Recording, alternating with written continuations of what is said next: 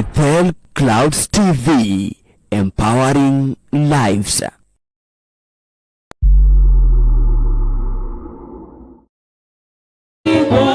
Unastahili Bwana, pokea sifa Mungu we, pokea sifa Mungu we, pokea sifa Mungu we, pokea sifa Mungu we. Hallelujah, hallelujah, hallelujah, hallelujah, hallelujah, hallelujah. Pokea sifa Mungu we, pokea sifa Mungu we, pokea sifa Mungu we, pokea sifa Mungu we. Oh, hallelujah, hallelujah, hallelujah. Yesu wa baraka, Yesu wa baraka, Yesu wa baraka,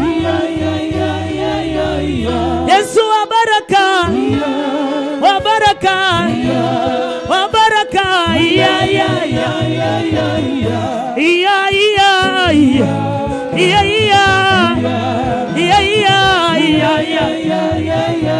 Oh ya ya ya ya.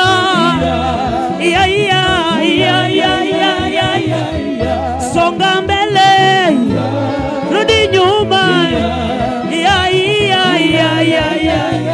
Haya, pigia Yesu makofi, piga.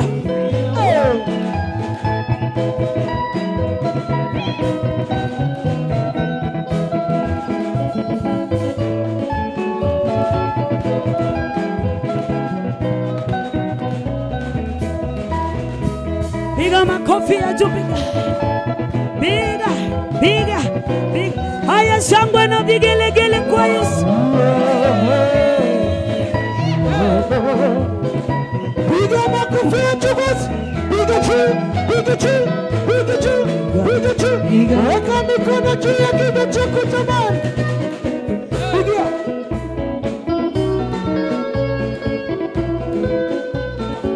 Piga makofi mazuri kwa Yesu. Inua, inua, inua, inua, inua, inua, inua.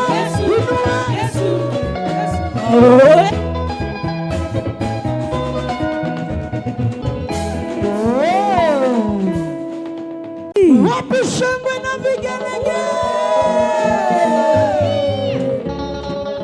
Hey, hey. Kama umebarikiwa sema amina, kama umekuinua sema amina, kama umekutendea sema amina, kama umekubariki sema amina, kama umekuinua sema amina, kama umekubariki sema amina,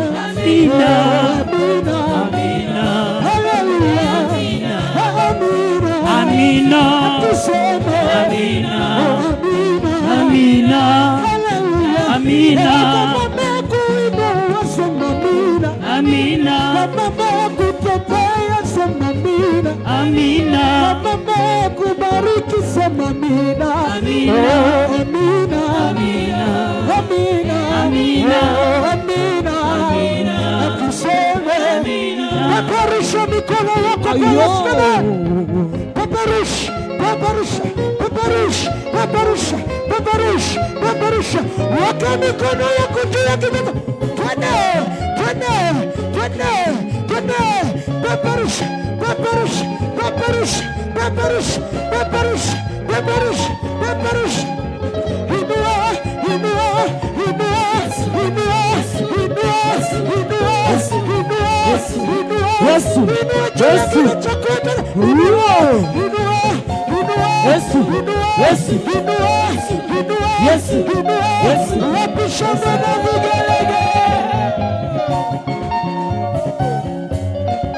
Peperusha na mikono. Useme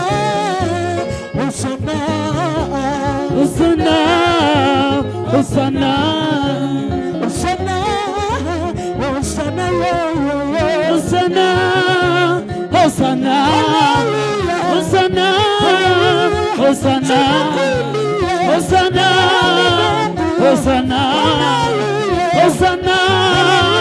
Hosanna, Hosanna, Hosanna, Hosanna, Hosanna.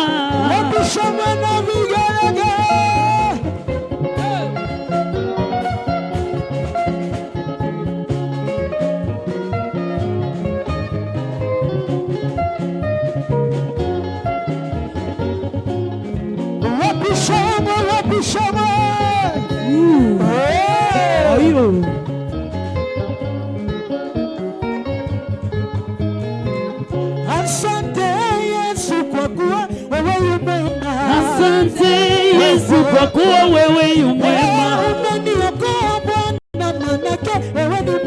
Asante Yesu kwa kuwa wewe yu mwema. Asante Yesu kwa kuwa wewe yu mwema. Ay ay ay. Asante Yesu kwa kuwa wewe yu mwema. Asante Yesu kwa kuwa wewe yu mwema. Asante Yesu kwa kuwa wewe yu mwema. Nimeokoka, sitarudi tena Misri, naenda Kanaani. Wewe Farao, nimeokoka, sitarudi tena Misri, naenda Kanaani. Mwambie Farao, nimekombolewa, ninaenda Misri, naenda Kanaani. Wewe Farao, nimeokoka, sitarudi tena Misri, naenda Kanaani. Mwambie Farao, nimeokoka, sitarudi tena Misri, naenda Kanaani. Wewe Farao, nimeokoka, sitarudi tena Misri, naenda Kanaani. Wewe sema wewe Bwana wangu, wewe imba wewe amani yangu, wewe sema wewe sifa zangu, wewe sifa wewe sadaka zangu, wewe sema wewe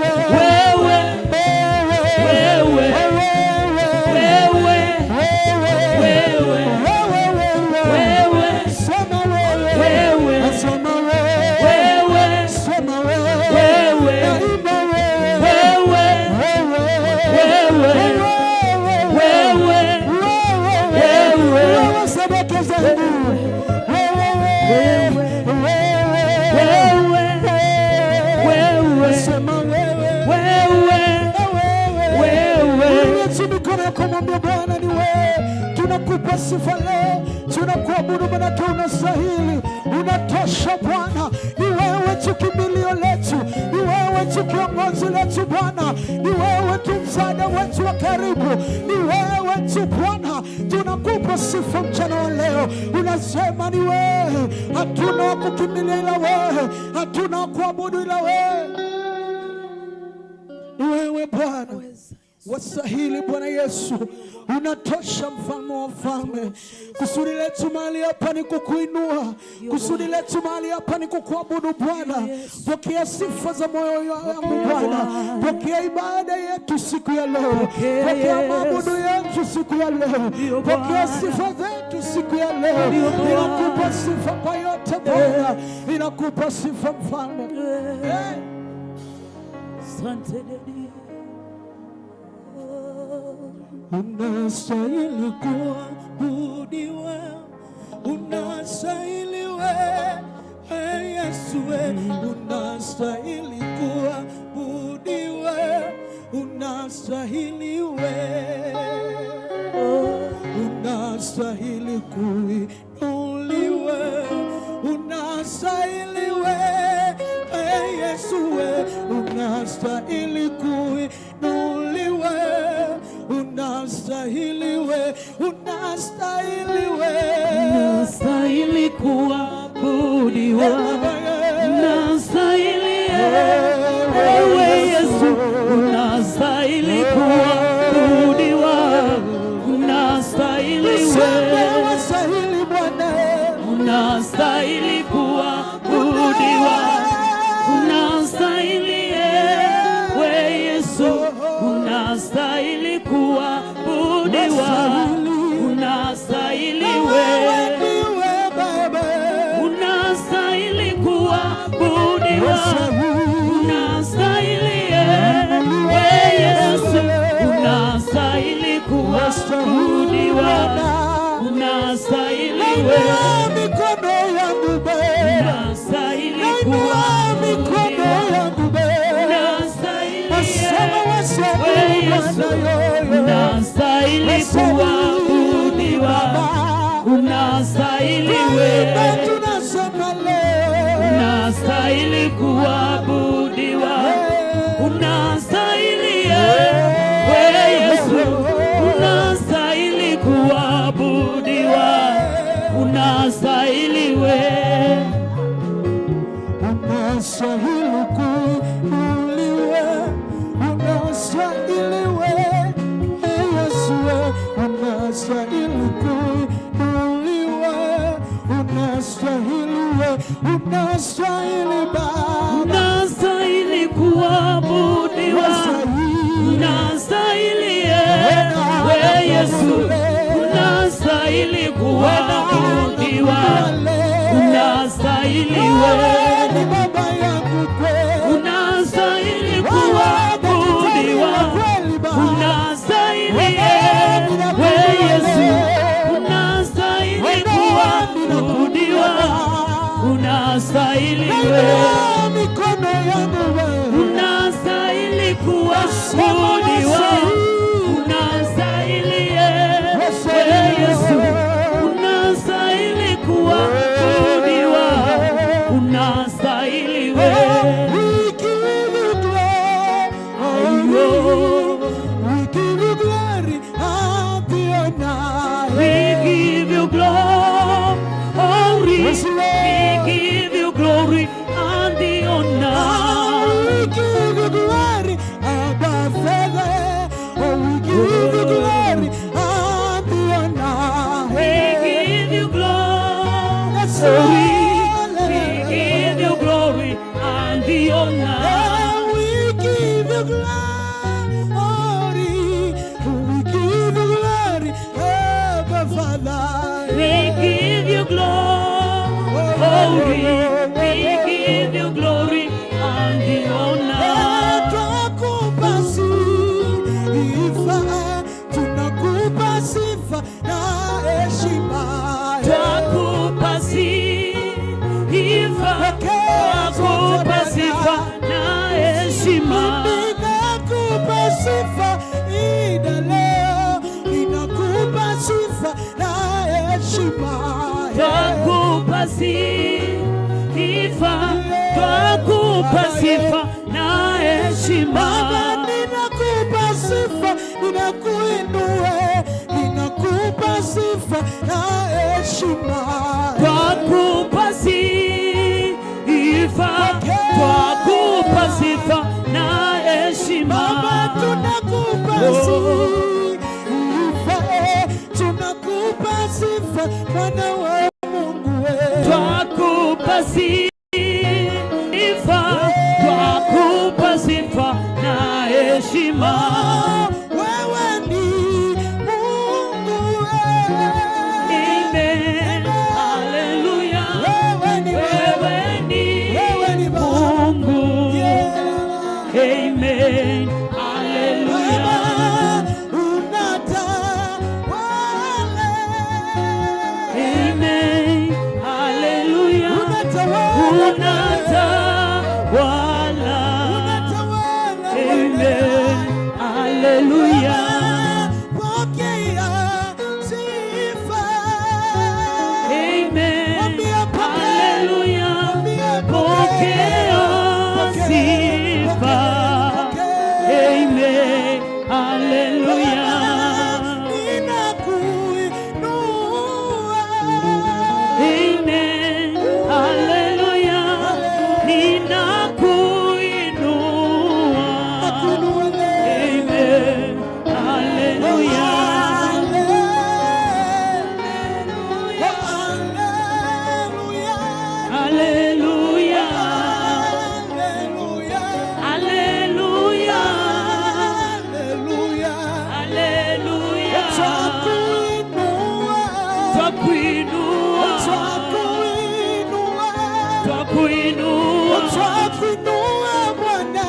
twakuinua. Hallelujah. Thank you. Baba, tunakushukuru, tunasema asante. Wema wako na utukufu wako umetujalia. Wewe ndio mwenye mamlaka yote ya mbingu na dunia. Vyote vilivyo kwenye uso wa mbingu na wa dunia ni vyako. Sisi ni viumbe vyako. Twakutegemea. Na kuomba ukanitumie tu kama chombo, nikaweza kuzungumza na kufikisha ujumbe wako jinsi ulivyotaka ukaufike. Wacha niwe baraka kwa watoto wako hawa, na niwe ushindi mkubwa katika maisha yao. Tunapoangazia destiny, Baba, ukaweza kutufuatia ufunuo wa kuelewa, kujua na kufahamu. In Jesus' mighty name, somebody say amen. You may be seated. Asante kwa kupata wakati mwingine. Ni wakati mzuri huo Mungu ametupatia kwa ajili ya ibada ya mchana.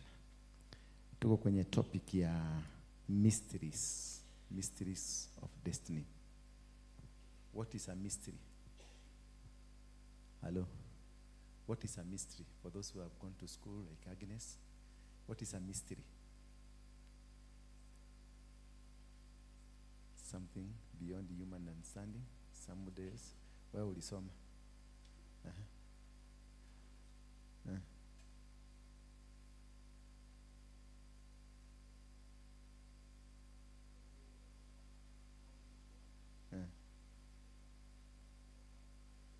How things work without proper understanding. Waruinge. What's a mystery? Something hidden in the wisdom of God. Yeah. What's a mystery? Hiyo tunashika. Who else? True, it is something that is working in you, but you don't understand it, how it is working. It's a mystery, something that's complicated. It is right, it's happening. Like now you are breathing. How do you, like now, just, I'm standing here. What is keeping me standing? Siaguki. Ukiweka mti kama ile itaanguka. Lakini mimi natembea, na stand, nasimama tu, na niko sawa, na siaguki. Hakuna kitu kinaniagusha. What makes me stand? Or what makes a bicycle, wakati imesimama, na mimi nimesimama sianguki. Lakini ukisimamisha bicycle itaaguka. Bicycle kiabia iende haiwezi kuanguka. Bwana Yesu asifiwe sana. Those are the mysteries of understanding the plans of God in our lives. Because the plans of God in our lives are completely ununderstandable. Something that you don't understand. Something you cannot even comprehend. That you are breathing. Unavuruta hewa tu, unavuruta hewa. Hiyo hewa hujui imetoka wapi. Umejui the components of the hewa haujui. Ni kuambia unaambiwa ni 02 oxygen, ama carbon dioxide, ama water H20, or whatever that it is. And then you are told that in your body you are 70% water. Hello? Your body that is 70% water. That's something that you cannot even understand. That in your body it is 70% water. And also if you lack, you can stay these days without water. You can say these days without oxygen. You can say these days without blood. There's something they talk about. There is a life you can live for 2 days, and there's a life you can live for 7 days, and you're still alive without a component in your body. If I stopped you breathing, you'll just die immediately because there is no breathing. But if I stopped you drinking water, you can stay for several days without some water. But you find that in your body, water is more stronger in your body than what is the oxygen, because it requires the two of them to work together for you to survive. And that's why you find when you go to the hospital, oxygen is so expensive than water. Oxygen, to get the oxygen, so expensive. Now today we are looking at the mysteries of destiny, because all of us here can look at you, even look at your faces. You have a very good destiny, but you don't understand where you are today, what you are doing today, where you will be tomorrow, or why you are in the situation you are in today. You can't be able to understand. Why are you suffering? Why are you facing the challenges that you are facing? Why are you jobless? Why are you not married? Why are you not something? You feel you qualify to be somewhere. I remember, if I look at my case, I went to school very well, very nice schools. I went to several schools, not one school, several schools. Between Form 1 and Form 4, I went to 6 secondary schools. In Form 1 alone, I went to 3 secondary schools. Now you can imagine. Ask me how and what led me. Is it that nilipita mtihani nikaitwa secondary again? No, they could not fit me there. The first day I remember, it was January, tulikuwa tunaingia 21st secondary school. 25th, nilikuwa nisha organize, tukashikana na wengine, nikawaambia maneno venye tutafanya, and we had a strike. In my second week in school, we had a strike in Ndura High School, and remember that is a Catholic school, where no nonsense, no nothing. And we had a strike, kwa sababu walikuwa natengeneza getheri iko na bosha. And I said, and then remember kulikuwa na watu wa Form 6, mimi nilikuwa Form 1, and I commanded the Form 6 people, na wakanisikia, na tukasema no, hatukuli bosha, hatukuli. Nikaongoza hiyo maandamano, mtu wa Form 3, Form 2, Form 4, Form 5 na Form 6 wote niliwaongoza. Nilifukuzwa hiyo shule, maana hakukuwa kumewahi kuonekana in Ndura anything mtoto mwenye analeta rebellion hata kadogo. But walikula githeri mzuri, wakakula nyama, wakawekewa budget ya kanyama, that's day wakakula kanyama. Things changed, but I was chased away. Kutoka hapo ndio nikaenda shule nyingine na Kisii huko tu inaitwa Ekerenyo. Wakasikia, nikakaa kidogo, nikaanza sasa, nikaingia klabu ya scout. Sasa tuko second term, nikaingia klabu ya scout. Nikiwa kwenye klabu ya scout nikaanza kumotivate vijana, wakakuwa wengi, wakaingia kwa klabu ya scout. Tukaresist mwalimu wa hesabu, tukasema tumutaki. Maana mwalimu wa hesabu alikuwa anakuja na kiboko kwa class secondary. Mwalimu anakuja na kiboko class. Sasa nikauliza how now? Nikauliza mwalimu how now? You come with, alafu ndio sasa kule ni Wakisi. Mimi ndio tulikuwa Mkikuyu. Na sisi Wakikuyu tunaitagwa najua dhagari. Ekenyambi. Ukisikia mtu mkisia akikuita Ekenyambi, ni wewe ni dhagari. Sisi wakiona jua sisi ni dhagari, ati ukiingia mahali hautokagi haraka. So mimi wakasema, mwalimu headmaster akasema tuko na Ekenyambi moja hapa, na this Kenyambi looks like is not very good. He will cause some problems. Of course when I realized I'm going to be sent away, nilireact na nikamobilize watoto na tukaleta shida. Mwalimu yule anatupigaga alipoingia kilasi, tulimfugia, tukamnyorosa. Tulimupiga na madeski na kila kitabu na kila kitu, na tukamwambia haupigi mtu tena hapa. Maana he was prepared kuja kunipiga. Maana walipatiwa instruction wanipitie discipline mpaka nikuwe subdued. Instead of being subdued, nililipua mwalimu na nikafukuzwa, niliitwa polisi. That's the first time niliingia police station. Na nikastakiwa assault ya kupiga mwalimu, maana tulipiga yeye vizuri. Babangu akaenda kwa sababu alikuwa anajulikana, akakuja akanitoa. Kutoka hapo nikatolewa kule, nikaletwa Nakuru High School. Nakuru High School nako nikafanya visanga. That is, I'm still in Form 1. Bwana Yesu asifiwe sana. Sijaenda Form 2, still in Form 1. But I was causing things that were happening. They were really working well for me. And I was enjoying. I was having fun of what is happening. Hata kufukuzwa shule sasa nikienda nyumbani, I felt like I'm a hero. Nikifika nyumbani naambia dadi nimefukuzwa. Ananiangalia na chapa kofi, kabisa unanichapa kwa nini? Yeah, ni mwalimu tumepiga. Sasa aliniuliza ni nini nimefanya. Nikamwambia tumechapa mwalimu. Kwa nini? Anakuja kutupiga. Yaani hajui tumeenda secondary, tuko form 1, tuko primary, tuko secondary. Bado anaenda kutupiga. Hata yeye dadi wewe unaweza kubali vitu kama hiyo. Na babangu alikuwa mang'amanga. Kaniambia by the way si mzuri watoto kuchapo. Nikafukuzwa tena akaenda. By the time we went to Form 2, nilikuwa nisha cross country. Nilikuwa nishaenda from one country, one school to another school to another school, 6 schools. Bwana Yesu asifiwe. Hiyo ni school fees tulipoteza za kila shule. Kulikuwa na admission fee, kulikuwa na nini, I have again, my father used to fear me. I don't know why he used to fear me, because whatever I dictated he did. Bwana Yesu asifiwe sana. So I'm just trying to look at how do you find yourself, and how do you find yourself in a situation that you are in today. Some of us, you think that is a misfortune, ama ni kuonewa na familia, ama ni kuchukiwa, and that is why you didn't get this is why I didn't get this is why I didn't match this. No, it is not this didn't happen because of this happened. No, there is a path of your life. And this path of your life is the one that leads you to one point to another point. Because the path of your life must walk within the path. You must walk within that path. And if you don't walk within the path, you will be removed by it.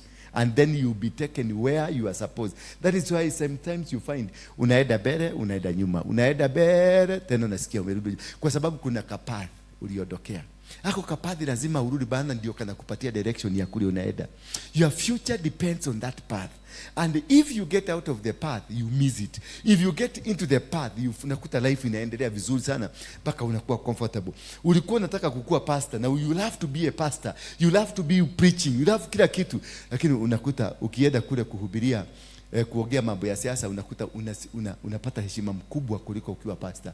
Kumbe kwa pastor, yes, pastor, you are pastoring people, but again a politician is a politician to other people. Those are two same thing but a different direction, different path.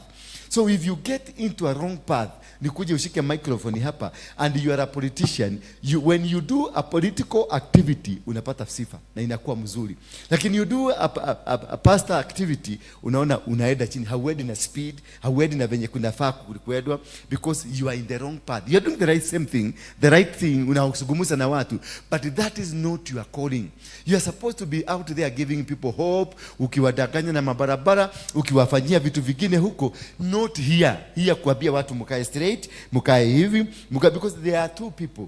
I am a politician out there speaking to people over things that are affecting them physically. So my path is to speak about the physicality, the physical things. But when I become a pastor, I am to speak a spiritual path. Those are two different things. So you need that man who will speak to you on physical and to you on a spiritual matter.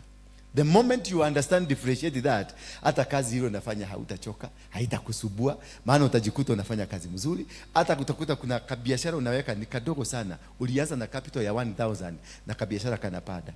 Na kuna mtu alianza na capital ya 1 million inateremka, yote unakuta imeishi, because you did it in the wrong. You are doing the business, you are called a businessman, you are called a businesswoman, lakini you are doing it in the wrong path. Once you identify and know the path, then it is very important for you. Let us look at the book of Habakkuk 2, verse number 3. Habakkuk 2. Today we are studying the mysteries. The mysteries. Those two things that happen in your life. Those funny things that you think that they are not working, that they are not normal. Unajiona mpaka unaulizaga watu, unanionaga aje? Unanionaga nikiwa na kichwa mzuri? Unajua hata mimi naikiaga hapa unajiuliza, ni ile maneno yote nimeongea, na nimeongea maneno baya sio mzuri, lakini nahamu kukasirika, naona mnanipigia makofi. Sasa nataka najiuliza, am I normal? Ni hawa watu ambao si nomo ama ni mimi si nomo? Because kuna vitu vingine unaweza kuongea unafikiria hawa watu watakukasirikia, lakini unakuta hawakukasirika, they were happy. Bwana Yesu asifiwe sana. Kuna mahali vingine unaweza kwenda unaongea, kuna nafanyanga podcast zingine nikizungumza hapa na kina Plug TV ama kuna ile nini yangu segment yangu inaitwa Mr. President, na address president na mkamata vizuri. Siku moja mtu mwingine akanipigia simu akajoria, akaniuliza, "Uko paki baba?" Nikamuuliza, "Kwa nini?" "Mimi nimesikiliza, nimefika katikati nimezima, wasione wasi imagine pia na mimi nasikiliza. Sasa mimi nimeogopa kuendelea kuwatch. Wewe ambao ulisema uogopi?" Na mimi sioni kitu. Naona ni normal. Naona that is how I'm supposed to do. That's how I'm supposed to handle, because there is a path in my life that speaks a certain power that controls. Then you look at the book of Habakkuk. Habakkuk, please give me. I will stand like a guard and watch. I will stand like a guard and watch. I will wait to see what the Lord will say to me. I will wait and learn how he answers my questions. It's about waiting as a guard, to wait for God, to hear from him what he says. So it is about what God says or God tells you. It is not about what you know. Praise be the name of God. If you walk with your knowledge, carnal knowledge, then you will not make it, because it is not part of the system that God has engraved in you.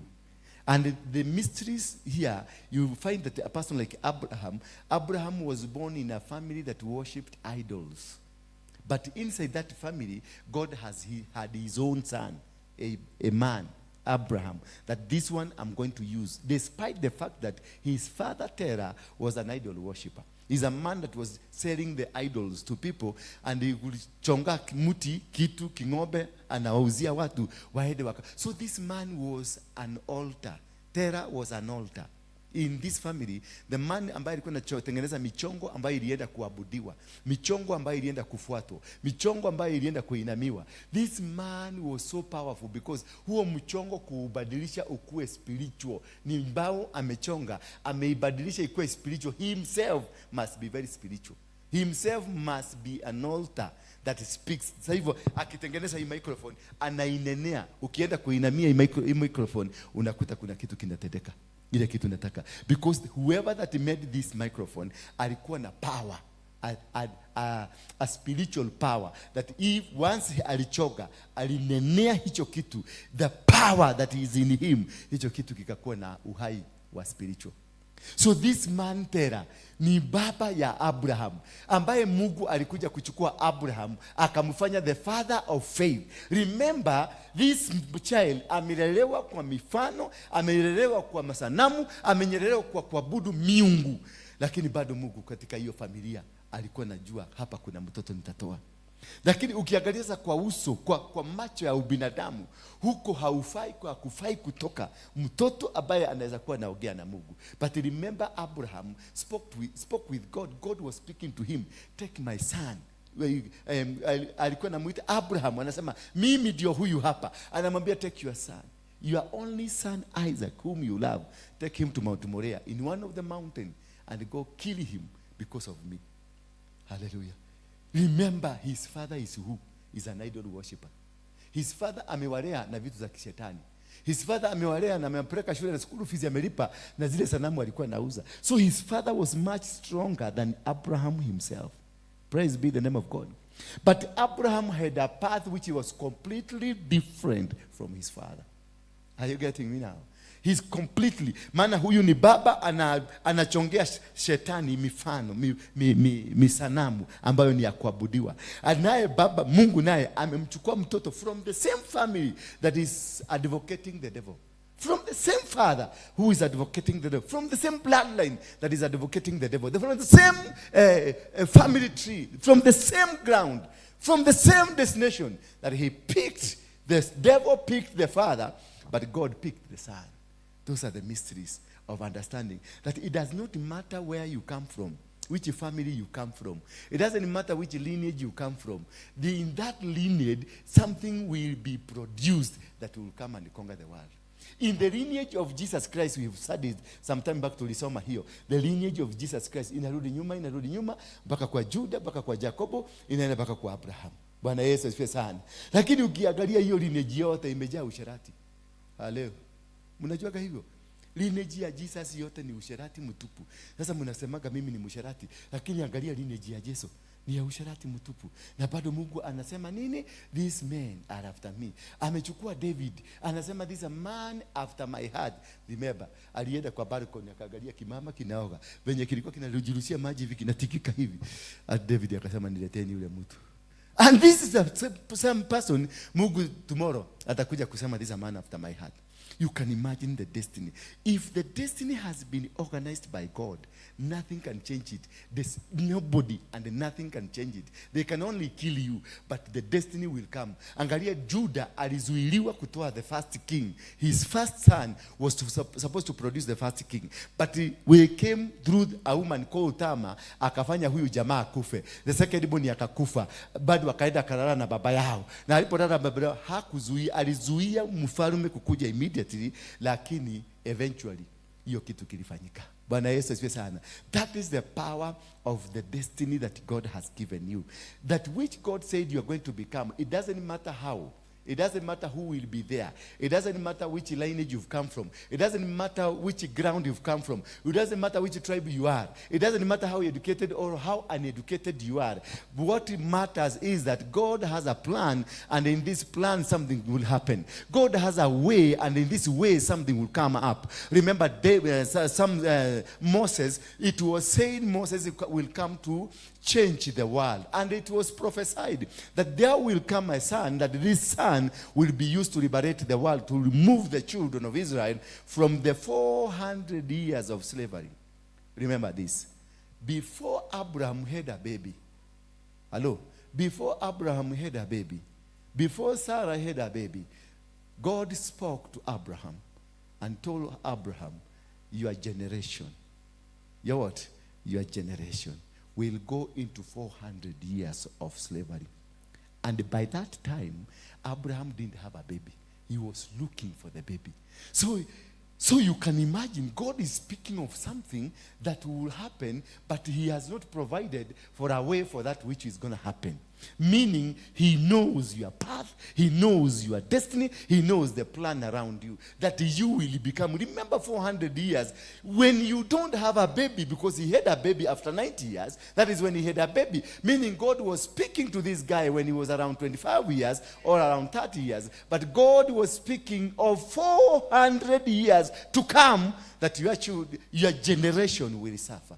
It was a point of telling Abraham, do not be bothered. Wacha kuhangaika sana. Wacha kutafuta. You will have children. Because Abraham was moving up and down. Baka bibi akamhurumia. Unaweza kuhurumia mse? Umpatie maid. Just imagine at what point this man had reached. Baka bibi akasema, akaona mudhuri wako anayekukua. Na haina maid hapana. Hakuna siede tu, kwani atamalisa, si atarudi tu. Ukiona mwanamke nasikiaga bibi ya Sara alikuwa Mkikuyu, bibi ya Abraham alikuwa nasikianga alikuwa Mkikuyu. Imagine bibi Mkikuyu akisema sasa, kama Agnes sasa akiniambia eda na maid tu, ni venye amefeel, ameona how disturbing I am. Nikakaa hivi, whatever I'm doing ni kufikiria ni siku gani itafika nipake mtoto. Paka bibi anakuhurumia. You can imagine which situation was that. Ate mukagoni yako igwira soara. Ate nwa igwira tera muthe. Ndukio he maid, mushiare na maid. Na ndura maid, you could maid. You want wazae alafu alete hiyo mtoto nitalea, ni muite wangu. But that critical point ya kufika kuona bibi anakuhurumia, it was very critical. Very critical. But remember, God had already spoken to Abraham. Alikuwa shamwambia nini? Kizazi chako. Hello. Kitaenda kwa utumwa wa miaka 400, kizazi chako. Kama ningekuwa Abraham, ningeshika kakitu na ningeacha mahangaiko. Ningejua kuna kitu Mungu amepanga. Bwana Yesu asifiwe sana. Ningejua there is something that God has planned for me and itakuja kutimika. Maana alimwambia kizazi chako kitaenda kwenye utumwa wa miaka 400. Meaning si watu wawili na si watu watatu, ni kizazi kitaenda. Watu wengi wataenda. Kumaanisha hata kama sina mtoto, kuna kitu Mungu amenipangia. Hata kama sina kazi leo, kuna kitu Mungu amepanga. Hata kama sina shughuli leo, kuna shughuli fulani Mungu amepanga ndani yangu na itakuja kutimika. So when God speaks to you in a vacuum, God will never speak to you in something that is existing. God speaks to you in a vacuum. Ati utakuja kukuwa CEO and hata makaratasi ya shule hauna, lakini amekwambia you become a CEO. Na ujue kama utakuja kuwa CEO, nenda Google CEO anafanyikaga CEO namna gani, ni makaratasi ni nini. Ujue to be a CEO, you're a leader of a company, you're a leader of a business, you're a leader of something. Meaning there is something that will happen to you that you become a leader. Bwana Yesu asifiwe sana. And when he tells you that you become a CEO, ujue in you there is a blood of leadership. Therefore, this blood of leadership will guide you through to the paths of leadership until you come and find yourself as a CEO. And until from there now you start working and doing things as a CEO, because it is not you going to school to become a CEO. It is not you going to college to become a CEO. It is you following your path. The path of God that he has created and generated for you, so that when you start walking in your path, it will lead you to where you are supposed to be. It will make you become that person that God created. It will make you become that man that God created. When I was in Mungiki, those days when I was a Chokora, not a Mungiki, a Chokora, I came from home. And when I came from home, I was coming to look for a job. Praise be the name of God. Because my brother was living in Kasarani with his wife. And his wife was, wale wa mama wanajua kumanuva kuigia. Alafu there was a cousin of that wife of my brother, alikuwa anafanya military. So kule nyumbani, nyumbani Moro nilikuwa na kashamba kangu nilikuwa nimekomboa. Beside ya kwetu nyumbani nilikuwa already nimekomboa kashamba, nilikuwa nalima pareto na nilikuwa nalima viazi na nilikuwa na tubusi twangu tutano. Bwana Yesu asifiwe sana. Already I was an investor. Remember when I was in school, I told you, when I was in secondary school nilikuwa na car wash zangu ngapi Moro, huko pale Moro town. Nilikuwa na car wash zangu 2, 2 car washes.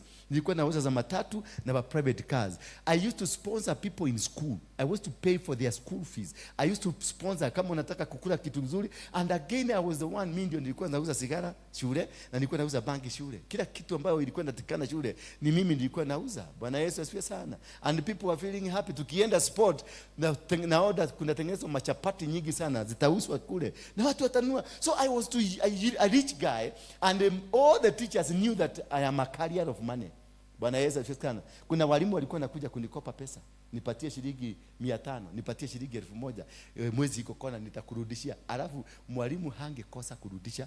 Maana nilikuwa na gangster kwa shule. Nilikuwa na jeshi yangu kwa shule ambayo ilikuwa itakutorment, itakuharass, itakupiga. Mpaka ukae mzuri. Bwana Yesu asifiwe sana. Meaning there was a path, na ukaangalia hizo vituko zote tulikuwa tunafanya, bado ndio tunaendelea kufanya hata sasa. So because I am in that path, when you walk in that path, you will never get out of it. Even if they try to break you, even if they try to block you, they will try. Huyo bibi ya brother yangu aliniitisha akaniita kutoka nyumbani kwa sababu alisikia niko na tupesa kule nyumbani, akasikia niko na tubusi. Mimi nikauza tubusi twangu na viazi nikauza na shamba yangu ya pareto nikauzia mtu, nikatengeneza kitu about 35,000 nikakuja nazo.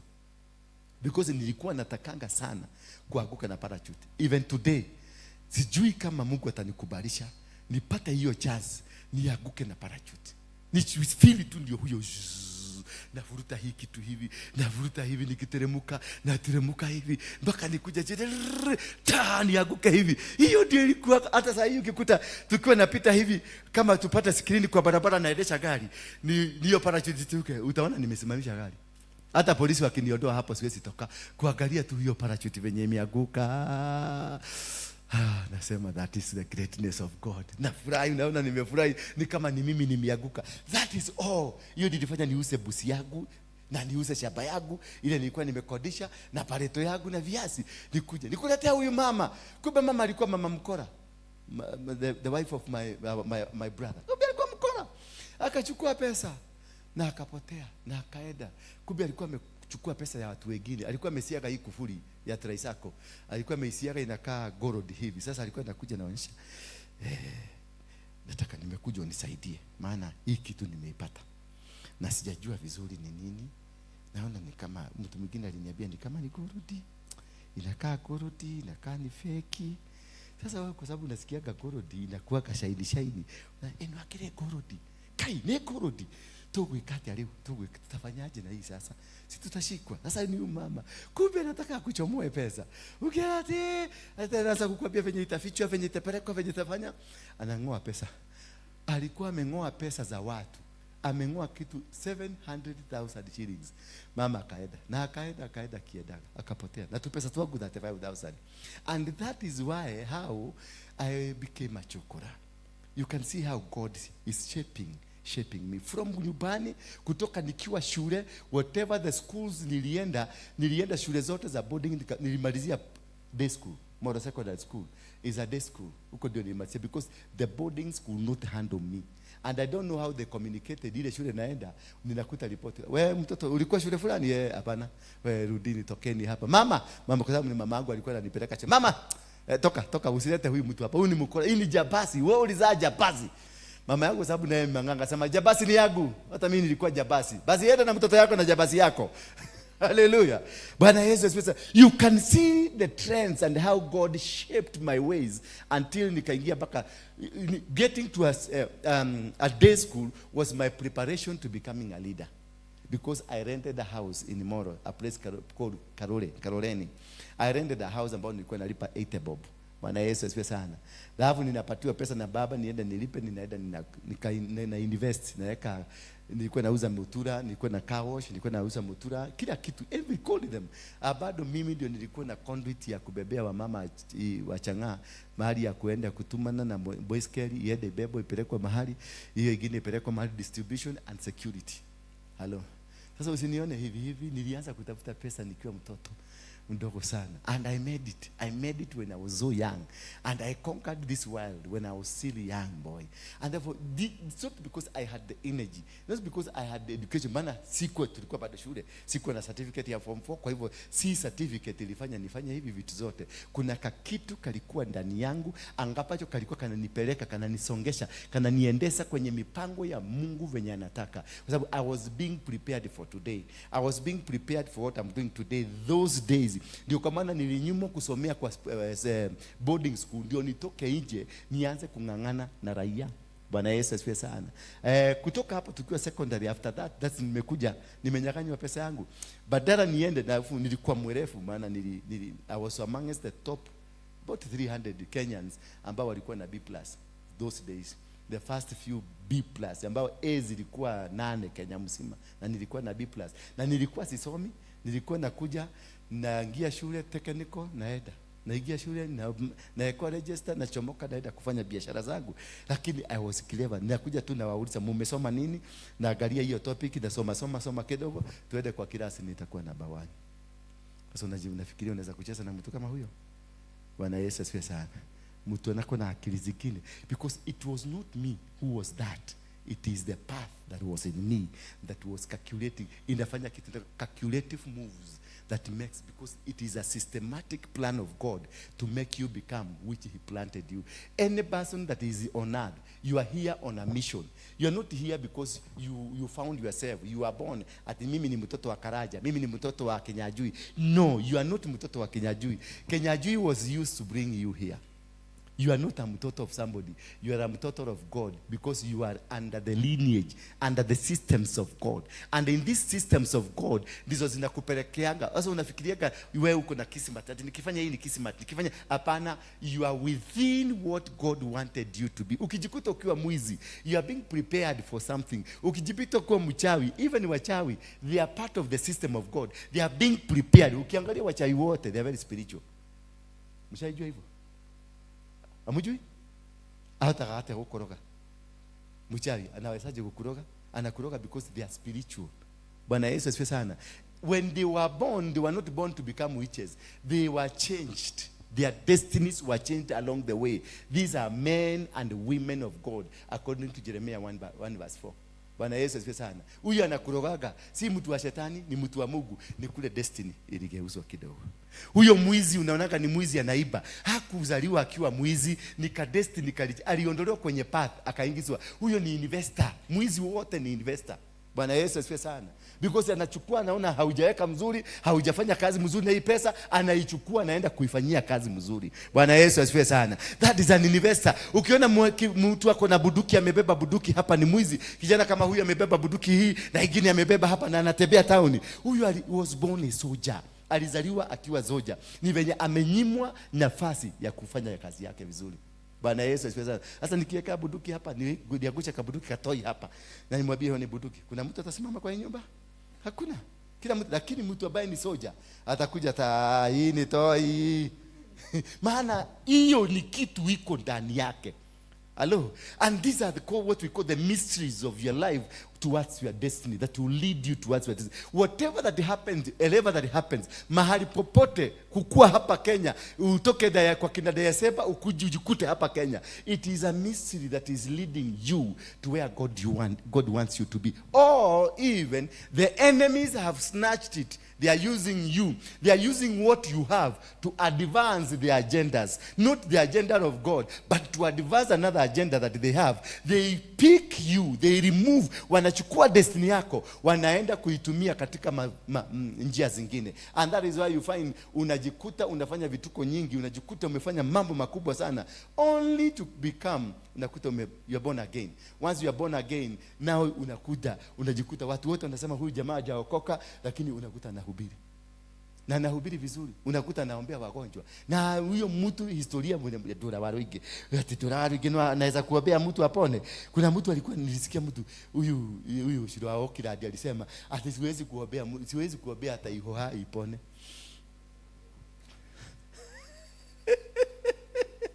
Bwana Yesu asifiwe sana. So kwa sababu hawezi kuamini what you are, that hii kitu nafanya saa hii, it is not kitu nimesomea. Sio kuhubiriwa, nimehubiriwa, hapana. Hata hii mahubiri nawaambiaga mimi sijahubiriwa na mtu, lakini hii kitu ilikuwa na mimi. It has always been walking with me, only that it was waiting for that perfect time niingie kwayo. The moment you get into it, you get a spiritual nourishment, a power, a spiritual power that comes upon you. Unasikia kuna kitu inakufeed, kuna kitu kuna ujazo ambao unaingia ndani yako, kuna maneno ambayo inatoka. Unakuta sasa nikishika microphone hivi sikuagi na topic venye nitafundishana, sikuagi najua ni destiny, mysteries of destiny, but hiyo vitu yote nawaambia sikuagi nayo. Nikishika hapa nasikia kuna mdomo yangu imebadilika, nasikia kauchugu fulani maka kitu kamefanyika kwa mdomo yangu, na akili yangu ni kitu kinaanza kufanyika. Na hiyo maneno yote nitaongea, utaenda ukiniuliza immediately nikitoka hapa uniuliza nilikuwa nasema mimi nini, sijui, because I am in the path. When you get into the systematic path of your life, then you become. This is the destiny is tension between divine purpose and the human free will. Destiny, it is a system, a tension ambayo inafanyika kati ya the divine purpose of you, the divine spirit part of you, and the free will. You free as a man, you that free will, that you get opposed. The destiny inakuja, na alafu wewe you have those thinking, what you want to become, where you want to be, what you want to be, whatever you want. Hiyo kitu unafanya ambayo labda itaenda against. That's the destiny that is saying it is tension between divine purpose and the human free will. It involves aligning personal choices with predetermined blueprints. It involves allowing yourself, it involves aligning personal choices with a predetermined blueprint. Meaning, destiny ikiingia, kuna vitu mingi utaachana navyo. Kuna jamaa kilikuwa kimekunoki, hiyo ndio na huyo jamaa ndio ulikuwa unataka. Hata mumezaa naye mtoto wawili ama watatu, lakini ufaidi umeenda kuolewa na Mjamaika, because the destiny inasema utaenda Jamaica. Bwana Yesu asifiwe sana.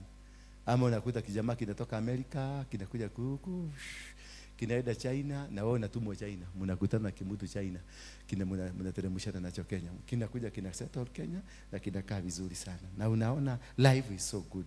Na unakaa mzuri, because that is destiny. And that's the purpose of God. That's the reason of why God created you. Because hikyo kimutu kitatumika kukuvukisha to another level. Na wao utatumika kukivukisha to another level. These are the people that are called divine connectors. They come to connect you from the level 1 to level 2. There are people who will come to your level. And when you see a person, mtu ameotoka kwa maisha yako, usimfuate. Bwana Yesu asifiwe sana. Ndio naonanga hata nyinyi mkitoka kanisa hii sifuatangi, hata siwezi kukupigia simu, maana mimi I am a student of destiny. I know we are going to, wewe umekuja hapa, tutawalk 100 meters na tuachane. Mwingine atakuja, tunaenda naye 200.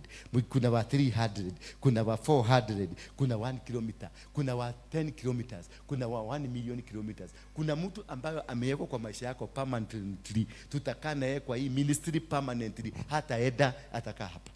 Bwana Yesu asifiwe sana. Na kuna mtu aliletwa hapa just to deliver a message, to deliver a parcel. Akideliver that parcel anatoka. Ukifuata huyo mtu mweke hapa, atakusubua. Ndio hawa ni wanahakishaga mioto kanisani. Hao ndio wanaletaga vita kanisani. Maana the purpose yake ikiisha, anaanza kucreate the new purpose. The new purpose ni ya ubinadamu. Hapo sasa usherati ndio itagiriria. Hapo ndio utaanza kuona toroka hadi handsome. Hapo ndio utaanza kuona vitu vingine. Hapo ndio utaanza kuona pesa. Tukifanya hivi na tufanye hivi, pesa inaweza kupatikana. Tukifanya hivi tuende hivi, kitu kifani kinaweza kufanyikana. Because now you are not in the purpose of God. But when you come, ukikubalisha na ufungue mlango, mtu wa one day akuje na deliver aende, mtu wa 2 days akuje, mtu wa 3 days akuje, you will never have problems. The problem is when you try now to keep people. mukae na wao, because you want their comfort. It is not the purpose of God in them, the comfort that they will provide to you. And when you now get starting people of comfort, you lose the destiny plan. When Abraham decided to walk with Lutu, he had been stopped by God. He was told by God, usitembee na Lutu, usitembee na mtu yoyote wa familia. Lakini yeye akakana kijana ni brother yake, na brother alikufa. Hata unaweza kuacha kijana ya brother. Sasa kabeba kijana ya brother akaenda nako, na akakuwa comfortable with the boy, because alikuwa sasa ana manage utajiri wake. Bwana Yesu asifiwe sana. And that was not the plan, because mtu wa kumanage utajiri wake, already God had created that person, na alikuwa in the camp. So haka kamtoto kalikuja kusubua huyu mtu. Sasa ndio ulikuwa na everywhere walienda, Abraham aliface challenges. The first challenge, ilibidi apseme mke wake ni dada. The first thing, because you are carrying the wrong person, because you are working with the person who is not part of your destiny. Bwana Yesu asifiwe sana. So when you find this man, this girl is not part of the destiny of this ministry, na ameanza kuondoka, usipige hata simu, hata usimuulize habari yako, hata usipige afikirie ulikuwa unataka kujua ni kwa nini alienda. Don't just assume this thing never existed. This person never existed in your systems. Just completely shut it, because he is creating a way for a room for another person to come who is meant to carry you to the next level. Bwana Yesu asifiwe sana. Ukimkalisha huyu mama hapa, na hii kiti kuna mtu wako pale nje anafaa kuja kukalia, huyu akikuja atasimama pale na ataanza vita. Kwa sababu kuna kiti yake anafaa kukalia, na imekaliwa na mang'aa, imekaliwa na mkora, imekaliwa na jagiri fulani. Na hii kwa sababu amekuwa jagiri kwa sababu kazi yake iliisha, na bado amekwamilia hapa. So these are the people wanakosaka problems in families. Hata unaweza kuwa ulioa uko na bwana ama umeolewa, unakuta bwana alitoroka, alienda akakuacha. Si ati alikuacha, hapana, siku zake za kukaa na wewe ziliisha. Usimfuate sana, hapana. Mwambie Mungu, let your will be done. Don't go waze, nataka apostle niobe, bwana yangu arudi ametoroka, apostle nataka uniobe, mke wangu alirudi. Mimi nakwambia, mimi nimekuwa na wanawake zaidi ya 300 na sina hata mmoja, because they were not meant to be part of my struggles, to be part of my plans, of God's plans in me. They were not meant. Bwana Yesu asifiwe sana. And I'm comfortable. Na tukikuja hapa, si mnaona tunakaa na wao vizuri? Vizuri. Hata usiwezi kufikiria tuliwachana. Utafikiria tu is like we have started it again. Tutakuja nitampatia chakula, atakula, akiniambia hana pesa ya kukula nitamnunulia, na muuliza unataka nikununulia kaguo, nitaenda nitanunua kaguo, because God wants this thing to work as natural. Don't force things to work. Let God do it. Wakikuja hapa wanakujaka, wanakula, wanakunywa, wanaingia gari, wanaenda. Bwana Yesu asifiwe sana. Na kwa sababu wengi walienda ng'ambo, ni investment bado. Bwana Yesu asifiwe sana. Maana naonaga wakikuja hapa na niletea 500, 1500, ananiletea, ananiambia kuna project tunafanya, I want to fund a project. Kwa sababu analilia mtoto wake. Hello. Analilia mtoto wake ndio abarikiwe. Sasa kwa sababu nimewafundisha mimi, wakati unakuja kwangu hapa kanisani, usikuje ni baba ya watoto, ukuje umekuja kwa kuhani. Haleluya. Na ukifika hapa utatoa kama wale wengine, na utakaa kama wale wengine. Tukitoka pale nje tuende Serena, hapa tunaweza kumumunyana kidogo kama madari wa zamani. Bwana Yesu asifiwe sana. You train your family. When they look at you when you are at the altar, they look at a high priest, not at an ordinary person, not as their father. Sarah never looked at Abraham as another man. He called him my Lord. Hallelujah. And that is why Sarah was a blessed woman. Na ndio ametumika katika kuleta the blessings katika duniani. If you are able to distinguish that when you recognize your man from what the calling that he is in him, then the blessings of God will always be working with you, and you become so successful. It is the path to your ultimate purpose, destiny. It is the path to the ultimate purpose of God. So you must be able to understand when it is the ultimate purpose of God. Because that is where you will meet your God, in your destiny, not in your church, not in your husband, not in your business, but in your destiny. That is where you're going to meet God. He is hidden in that path. Bwana Yesu asifiwe sana. God is hidden in the destiny. That is why unasikianga destiny ya mtu ilibiwa nyota. Destiny ni nyota. Sasa nyota yako kama ilibiwa, the God in you that is supposed to guide you, it was removed. Na ndio naona nasikiria mtoto alienda bagi yake ilipotea shule, ama fulana yake ilipotea shule, ama jacket yake ilipotea shule. Na alafu ikikaa after mtoto akienda mid term wakirudi, hiyo sweta inapatikana. Ilipotea in the middle of the term, lakini inakuja inapatikana. Mtoto anakuja sema, nimepata fulana yangu, anakimbia nyumbani nao. Ukiona mtoto amekuletea kitu kama hiyo, kilikuwa kimepotea, do something about it. Ilikuwa imepelekwa. Nyota ya mtoto iliibiwa na ikachukuliwa. Ama nyota yako. Hata hapa kanisani nyota zinaibiwa kwa. Bwana Yesu asifiwe sana. Not every pastor analete hapa na mnampatia kichwa. Ekelea kichwa. This is really very anointed man of God. No, not every man is anointed in the light way, in the thinking you are thinking. Yeah, some are anointed from the other world and they have come to harvest nyota zenu na destiny zenu. Stick to that spiritual father that you have chosen to be with. Bwana Yesu asifiwe sana.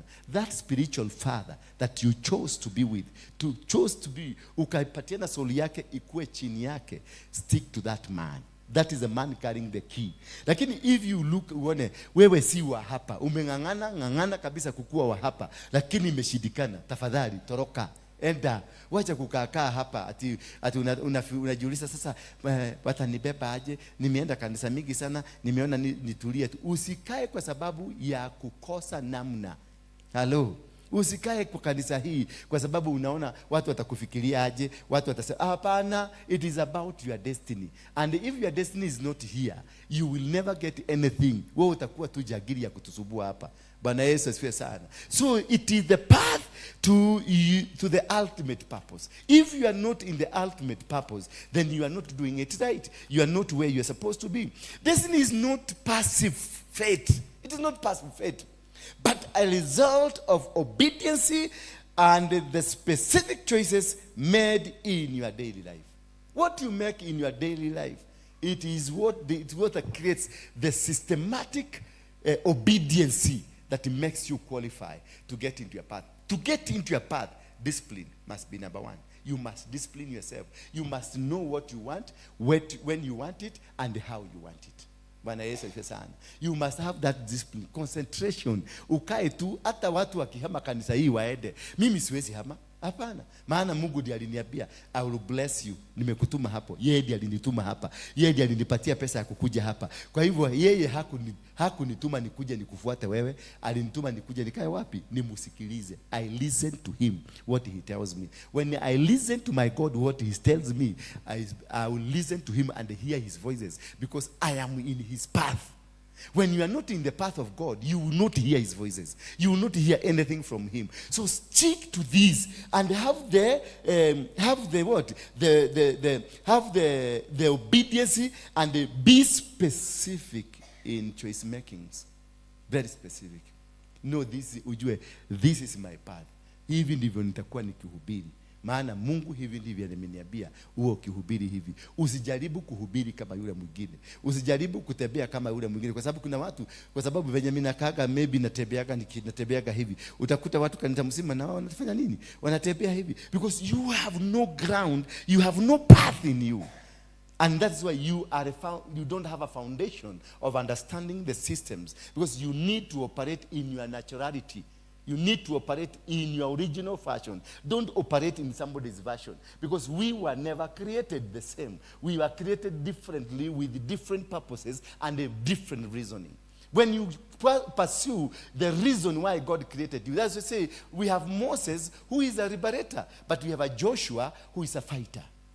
Both are liberating, but one is doing miracles, the same cause, and another one is fighting. Because Joshua never did a miracle. Joshua killed. Joshua destroyed. Joshua had an army. But Moses did not kill. He had what? He did miracles. The only killing is that when he killed the other guy at Pharaoh's so that he can be removed from his comfort to be thrown into his destiny. There are things that will cause you to run away from Nairobi when you ukajifiche Mombasa because it is in Mombasa where your destiny is. So utafanya kitu ambayo kitafanya uinukiwe na kila mtu utoroke. That is what Moses did. He killed a person, and God made sure when he was burying this person, 2 people saw it. So when Moses was bragging around and pretending like he's a boss, anatembea, najua Moses kilikuwa kimutu kikubwa kikitembea hivi, kikaenda kikapita kwa majamaa, akamwambia wewe usidi kucheza na mimi, cheni ujinga. Najua ni kitu kia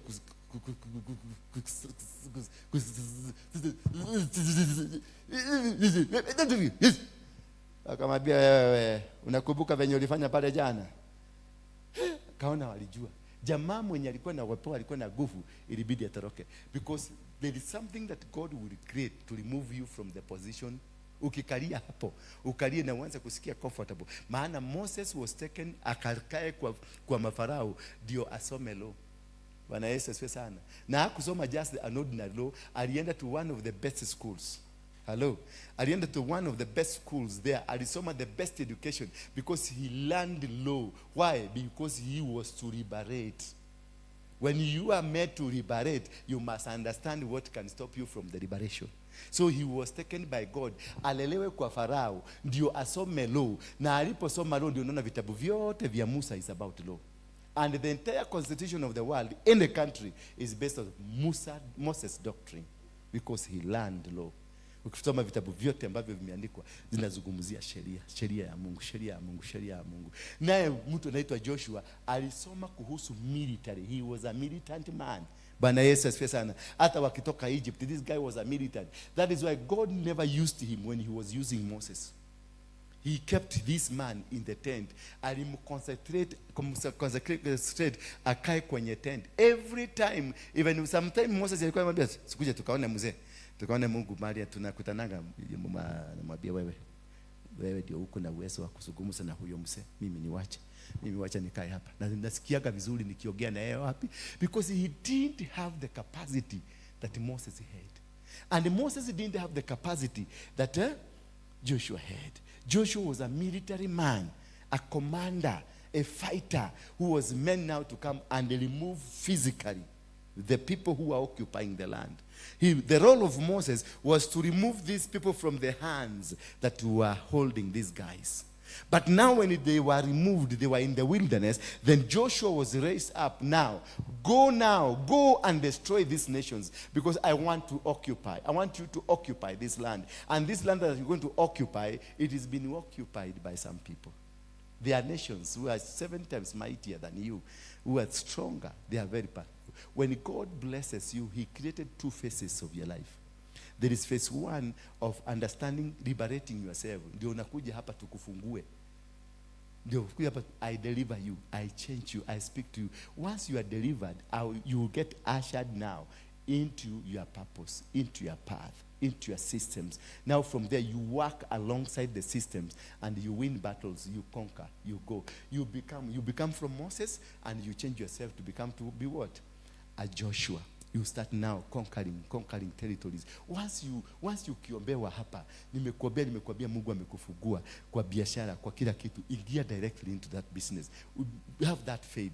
Fungia na anza kufanya kazi, because already now you've been transformed from a Moses into a Joshua. It's now to fight. Na katika ukiingia sana becoming a Joshua, utakuta uko na akili nyingi zinaanza kufanya kazi. Akili ambazo hata wewe mwenyewe unakosa kuzijua, unakosa kuziamini. How am I able to do this? How am I able to go this? Because you are in the path. Because God will provide every provision that you need, because you are doing his will. The moment you do the will of God, every provision that you need is provided for, and the things will work just like you. Just unakaa unashindwa, hizi ni vile vitu nilikuwa na struggle, unashindwa. Why were you struggling those days? You are not struggling those days because you are not yet ready. You are not yet prepared for the system. Now you've been prepared for the system, sasa umeingia na unaanza kufanya vitu zako na sifanyika. Bwana Yesu asifiwe sana. So these are what we call the mysteries of destiny. They are mysterious. Sasa wacha kuangalia uone, after nimekaa sana bila Bwana, nekwenda muthurire ule nekwenda Ngai adathime na muthuri hadara kurathima system ndiriretikira. System ndio ijafunguka. Na siku ya system itafunguka, hata utashangaa ni watu wenye wanakufuata. Baka unajua juzi nilikuwa natafuta mwanaume, sasa wako saa hizi wako 8 wananipigia simu. Akalia ka M-pesa kangu kamekula mpaka kameshiba. Mpaka Safaricom inasema ongea na ukitumiwa shilingi 10,000 unasikia Safaricom inakwambia ongea na huyo unatumia, mwambie apuguse. Tumejaa huko sana. Bwana Yesu asifiwe sana. Na hao ni wale watu ulikuwa unatafuta. Hizo ni zile pesa ulikuwa unatafuta mpaka unaenda kuiba. But the moment system yako inafunguka, unakuta maneno yako inaanza kufanya, ina work in all way. I've been struggling here kujaribu kuita watu tukuje tufanye kitu pamoja, na ilikuwa inashindikana because the system was not yet. Now the moment the system opens, unakuta watu ndio wanakutafuta. Sasa hizi mimi nakaa pale nimeanza kufundisha roho ukora, waambie niko kwa meeting. Kwa sababu wamekuwa wengi mpaka kichwa nimesikia imekuwa blocked kabisa. I cannot even move. I cannot do anything because na hao watu ndio nilikuwa nakaa hapa nauliza Mungu tokeherea dona 5 na 10 tu gai na aledia utukoboeka. Nilikuwa naomba na shida kutoka asubuhi mpaka jioni. Hakuna ile kitu nilikuwa naona huko ni kwamba moiko zinapata hapa mpaka zilikuwa na hizi mende hapa zilikuwa mingi, zilikuwa zina na mabawa, unaona kinaruka kinakitapa huko. Sasa nashindwa nilikuitisha mende ama nilikuitisha watu. Kumbe ni system yangu ilikuwa bado haijafunguka. The day the system ilianza kufunguka, vitu vilianza kufanyika. So don't worry, kama uruguru hujapata mwanaume mzuri wa kukuoa, don't struggle, don't push things to work. Bwana Yesu asifiwe sana. Things will happen. Well, the moment the day the system itajiclick hivi, utasikia next. Kuingia next mpaka unashindwa, unaona choices huko. Unaona choices. Watu wanaume mavi zimejaza. Usimnapenda yule amejaza. 7 ni 6 pack. Mtu wako na 6 pack. Tall, dark and handsome. Kama apostle hapa hivi. Kitu kizuri yani. Bako unaona ni vitu vizuri. Kama 100 ziko hapa zinakusigira. Bako unashindwa hizi vitu zilikuaga wapi 2 years ago. Hallelujah. Bwana Yesu asifiwe sana. Are we blessed? Are we getting to understand the mysteries of destiny? Destiny is so mysterious that you can't understand it. If you are not able to click to these points, you connect one and another one. You connect what happened today and what will happen tomorrow. What will happen the day after tomorrow. And you connect every dot. Connect them. Because these connections will take you to where you are supposed to be. Will take you to the right person. Will take you to the right business. Will take you to the right people. The people will come. Watatumwa tu. Watakuja tu watu. Unaona watu ulikuwa unatafuta watu wa kufanya nao kazi kitu fulani. Yesterday you could not find them. Today wamekuja na unakuta wana run the show. Na wana run perfectly hata kuliko venye wewe ungetaka iraniwe. That is now you know you have the connection. You have the right people in. You are in the system that God wants you to be in. You are in the plans of God where God wanted you to be. The moment you exact yourself into where God wants you, and now you ask yourself, how will I know this is the time? Hello? Well, to know this is the time now, God is about to bless you. There are mysterious things will happen in your life. One thing, you will start losing people that you used to work with. Kuna watu ambao mlikuwa mkitembea na wao, utaona wakitoka, marafiki wako, walikuwa wasaidizi wako, ndio walikuwa in charge ya secretariat, ndio walikuwa mashare lady, ndio walikuwa mashareman, ndio walikuwa wale ambao walikuwa na kusimamia, wao ndio walikuwa naamini. Bila hawa watu kanisa yako iwezi kuendelea. Ukiona wanaanza and you are powerless, you cannot be able to bring them back. Unajua now God has taken over. The system imefunguka. Na system ikifunguka yao haijafunguka, kwa hivyo hautaingia. Wale wameenda kwa Mogithi tunaweka kadi hivi, mlango inafunguka, unaingia. Hata ukiwa na mtoto wako nyuma, kama hajahana kadi hataingia. Bwana Yesu asifiwe sana. So wale watu hawana kadi katika maisha yako, watabaki nyuma, wao wataenda. So you lose persons bako na feel. Singetaka kuacha huyu mama nitoke. Singetaka kukosa fulani. Singetaka, unasikia umeumia, maana the pillars wa kanisa hawa ndio walikuwa wanatoa sadaka, hawa ndio walikuwa wanatoa fungu. Mtu alikuwa anatoa fungu la 10, analeta shilingi 200 ameenda, alafu unamsikia kwa kanisa ya mtu fulani. Sasa unaanza kuimagine hiyo 200 iko kwa huyo, imeenda kwa huyo, na unawaona wako waine wale walikuwa na support wanatoa. Yani mkisema mnataka project kidogo hapa, watu waine peke yake wanainua mikono, unaona wametoa 500,000. Sasa unawaona kwa mtu fulani. Sasa una imagine pesa hizo shikiroka kwaku zimeenda. That is the time now you start knowing you've gotten into the plan of God. You've gotten into the destiny, because God will remove man from you and create his system in you. The moment now you start walking in the systems of God, then everything will be aligned. The finances, all these things that you've been kneeling down. Ati ulikuwa na nainamia mama huyu kwa sababu ndiye anatoaka ile kikapu kikubwa. Ninaodolewa, vitu zinaanza kunitafuta. Unasikia mtu anakupigia simu. We uko wapi mkubwa, niko mahali fulani. Can I see you? I know we have never met, but I want just a word from you. Anakuja. Sasa hiyo amesuburiwa na Mungu, hakulala, ako na pesa. Aliiba pesa, Mungu akamwambia ukitaka protection, enda kaone Waruinge. Sasa anakuja na milioni 1. Imemsubua. Na akikuja hapa, maana kimekaa shakarabagara, na bia rogoro usiruhusu ya mtu ingie. Eda muongee naye akwambia nataka nini. Ama naambia Onesimus ongea na huyo mtu. Naye kwa sababu hataki ajulikane ako na pesa, anangangana, anakuta kimwanaume kilingangana hapa. Kilikuja saa 2 asubuhi. Aliniona saa 12 jioni, na sikuwa nataka kumuona. Nilikuwa natorokea hapa, nikamkuta pale. Kwanza nilikuwa nafikiria amekaa pale. Nilikuwa natorokea wapi? Hapa. Nikamkuta pale, akaniambia Apostle, like I just need 1 minute yako tu. Kuja nikueleze. Kuja. Hata sitaki tuingie hapo, kuja hapa. Akanielezea, akaniambia mimi hapa this bag niko na 1 million. Na hii niliambiwa na Mungu niilete hapa. Bwana Yesu asifiwe sana. Hata sitaki story mingi, sitaki unijue, na mimi sitaki kukujua. Wewe chukua hiyo pesa. Wewe ndio fanya kazi yangu. Unajua uko na kazi mingi za Mungu. Ndio ukafanya. Alafu alirudi kunipigia simu akaniambia walikuwa wamepora mahali fulani, na akasikia kwa ndoto akaambiwa peleka 1,000,000 kwa mtumishi wangu. Sasa alikuwa anasema hawezi kutoka hapa, na alikuwa anasema hata mkifuga atabaki hapa mpaka tuonane na yeye. Bwana Yesu asifiwe sana. Na hapo beleni nilikuwa napigia mjamaa huyu magoti mpaka namuongelesha lugha mzuri ndio anipatie shilingi 10,000. Kumbe kuna watu wamewekwa mahali, kuna watu wamepangwa, kuna vitu vimepangwa mahali ambapo vinaongoja only you to align yourself with the system of God, and everything will align back to you. Watu watakuja, pesa zitakuja. Yes. Unaona siku hizi nakaa niko na stress. I am stress free because watu wameletwa na pesa zimekuja, na kila kitu kile nilikuwa nataka kimekuja. It has aligned itself. Na mikora yote ambayo nilikuwa nategemea hapa yote iliondolewa. Now you can see, that is how you see, that is how you know the alignment of God is right. The system, the time, the planning of God imeingia. When you start losing very important people in your life, when that boyfriend ambao ulikuwa unasema huyu yatadiwa akikuondokea, sasa unajua Mungu ameingia. Hallelujah. Bako nalia, unaenda mpaka maombi kufuka katoroni, ukimuombea baba na kuomba ninamuitisha riamakandoro bobosa. Unaangalia tu message tu wote tu YouTube wahubiri wakihubiri. Hivi unataka milango yako ifunguke, toa vugu, toa kitu, unarusha. Wengine kufungua ingine tena unaporwa kwa sababu you are trying to force that which God is not in it. Simameni kwa miguu yenu. Mumeboeka? Mumepata kitu mzuri? Tumesoma nini? Mysteries of destiny. Yes. Inua mikono yako tushukuru Mungu.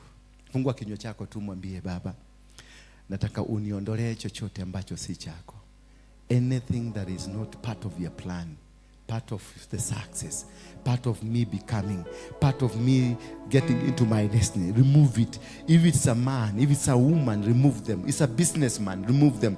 It's a politician, it's a leader, somebody, whatever that they are in, whatever they think they are, remove them now. Remove them. Remove wangoe wote ambao si wahusika kwenye destiny yangu, kwenye hatima yangu. Wangoe, remove them. It doesn't matter how special they are. It doesn't matter how good they are. It doesn't matter how important they are. It doesn't matter what they give you. Don't worry about it. Just remove them. Ask God to remove them. Waondoke ndio niingie kwenye hatima. Niingie kwenye mpango yako Mungu. Ninataka kuingia kwenye mpango uliopanga mzuri, mpango ambao umenikusudia kuweza kufaulu katika maisha yangu. Huo mpango ndio nataka kuingia ndani yake. Kama ni mama yangu amenizuia, muondoe. Kama ni baba yangu amenizuia, muondoe. Kama ni mke wangu amezuia, muondoe. Kama ni mume wangu amezuia, muondoe. Kama kama ni watu ambao ninafanya na wao kazi, watu waimbaji wa keyboard, wa guitar, watu ambao ni wa worship team, ushers, watu ambao ni mapasta, watu ambao ni manager, watu ambao ni wakubwa, watu marafiki wa dhati ambao they are not part of my system, they are not part of my destiny. Remove them now. I want to walk with you, God. I want to be part of your systems. I want to be part of your will. I want to be part of your path. I want to walk with you because this is the only way I can get to my destiny.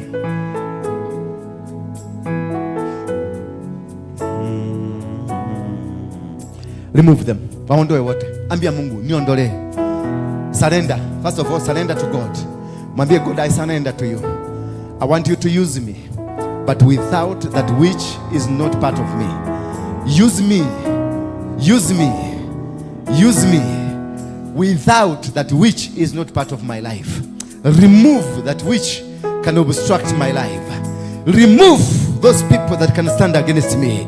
It doesn't matter who they are in my life. It doesn't matter what they have in my life. Hawajalishi wako na nini, hijalishi wako na elimu gani, hijalishi wako na pesa ngapi, hijalishi kazi yao kwangu ni gani. Waondoe kama si watu ambao ni part ya my destiny. If they are not part of my destiny, remove them.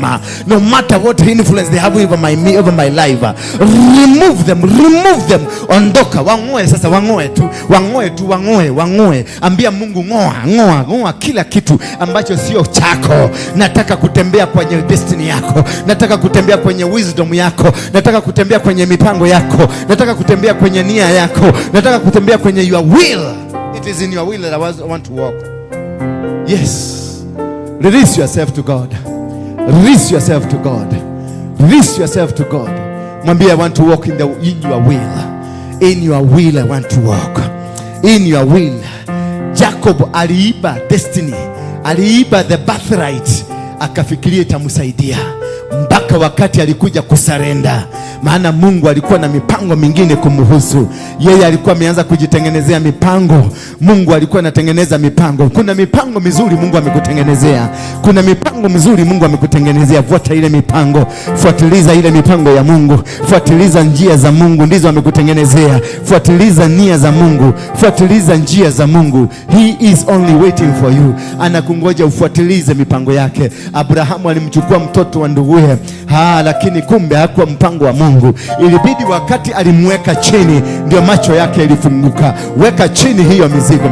Ngoa, kata hizo ndevu. Josefu wakati alikuwa anatoka jela, alinyoa ndevu zake. Akanyoa ndevu, akanyoa ujera wote akauacha ndani. Nyoa hizo ndevu ambazo zimekuweka jela.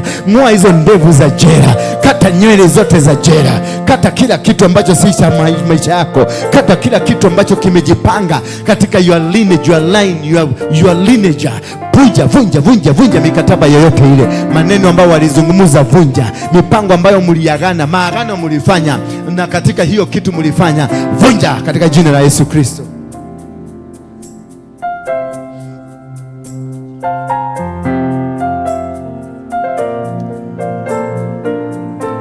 Loose them. Waondoe. Moses, because he was a child of destiny, hakukubalishwa alelewe na wazazi wake. Alipelekwa kwenye familia ya Farao, akakaa kwenye familia ya Farao. Maana mama yake angemuua, ndugu yake wangemuua, ama wangemzuia kilichokuwa ndani yake. Ilibidi atolewe kule kwao, akapelekwa kaishi na Farao. Maana huko ndio destiny yake ingechungika, na angepata elimu nzuri ya kumsaidia kutoa watu kwenye utumwa. Waambie Mungu, I need my connection, I need my right partner, I need my business partner, I need my life partner, I need my church, I need my right pastor, I need my right apostle, I need my right country. Kuna wengine wametoka Kenya, wameenda nje, lakini nje imewakataa. Ambia Mungu, nataka Baba unipeleke kwenye nchi ambayo ilikuwa kusudio lako. Unipeleke kwenye county ambayo ilikuwa kusudio lako. Baba, kuna wengine ambao wameondoka kwenye taaluma zao. Ambia Mungu, nataka kuwa kwenye taaluma yangu. I want to be in my profession. I want to be where I'm supposed to be. Baba, na kuomba unipe watu ambao ni wa ukweli. Watu ambao ulitaka wakuwe kwenye ministry hii. Watu ambao ulitaka wakuwe viungo ambavyo ni vya huduma hii. Maana wewe tu ndio unawajua. unajua. Uniletee hawa watu, ng'oa watu wowote ambao si wa kiungo, si wa hapa, ng'oa wote ambao si viungo vya nyumba hii, maana wananisumbua, maana watasumbua kazi yako, maana watazuia kazi yako. I need the right person, I need the right people for the ministry, I need the right pastors, I need the right worshipers, I need the right women, I need the right men, I need the right youth for the ministry. I need them to connect them to me, connect them to me. Nishikanishe na my destiny connectors, nishikanishe na my destiny connectors.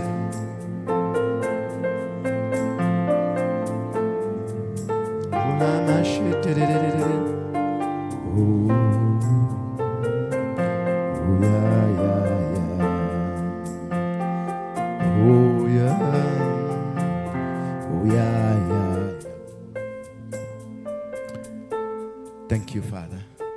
In Jesus' might we pray. Somebody say amen. Father, we thank you. We glorify you. Thank you for agreeing to teach us, to make us be into the readiness of being connected to the right people for the purposes you created us for. These are your children. They are here. They've been struggling not because they deserve to struggle.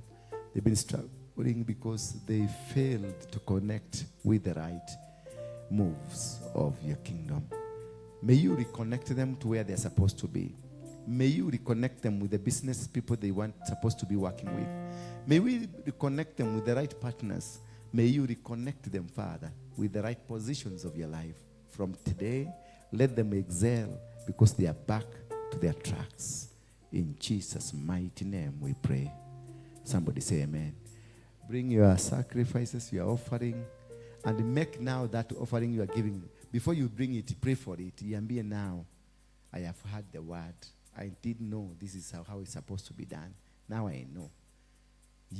I give you as a sacrifice that I may go back to my destiny. I may go back to the right path. That I may connect myself into the free will of God. Speak to it before you bring it here. Make it a sacrifice. Turn it. Uifanye sacrifice. Izungumuzie. I want to get into my path. Alafu kimaliza kuomba, kuja uwekelee hapa kwa madhabahu, hapa mbele kabisa. Uwekelee hapa. It is connected. Madhabahu hii na wewe ukishikana na dhabihu yako, your life will change. Amen.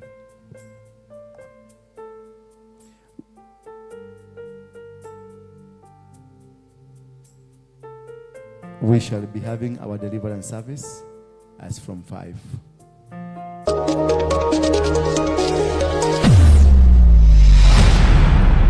Bethel Clouds TV, empowering lives.